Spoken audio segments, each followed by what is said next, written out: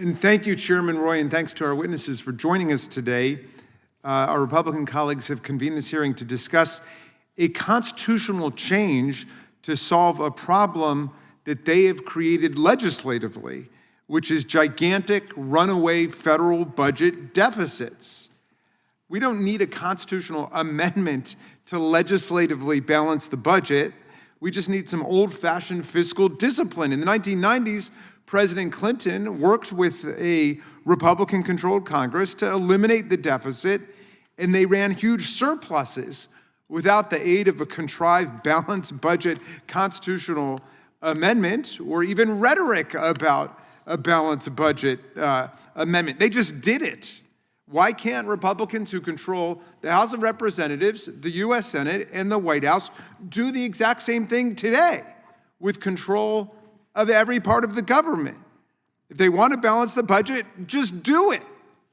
They could just take action on their own to make the hard decisions. But instead they say, no, the real problem is we need to go out and get 2/3 of the House and 2/3 of the Senate and 3/4 of the states to do it, instead of just passing it by a majority in the House, in the Senate, in the White House. Obviously, they lack the political will or the fiscal discipline to do it.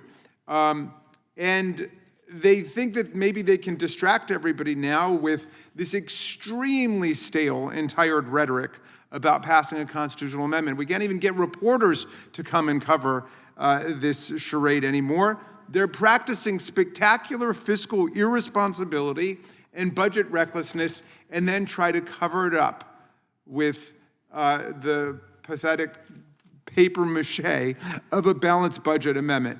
The problem of ballooning deficits returns whenever Republicans enjoy complete control of the political branches. This is one of the great ironies of our political rhetoric. When they are in control, the budget deficits soar, and it's the Democrats who always bring the deficits down.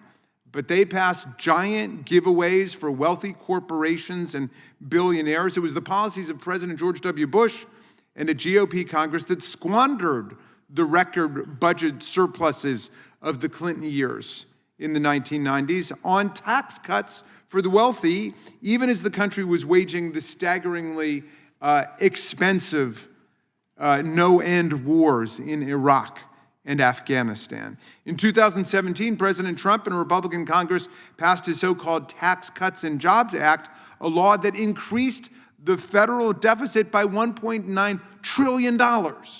This year, they passed the obscenely ugly profligate law, which will add a jaw-dropping $4 trillion to the national debt because of its giveaways for corporations with political insider influence and billionaires, at the same time that they're stripping health insurance and food assistance from tens of millions of Americans to offset just a small part of the enormous cost of the tax breaks that they cut for wealthy elites. So we don't need to start finger painting on the Constitution to accomplish what our colleagues in the majority simply don't have the political discipline and will to do.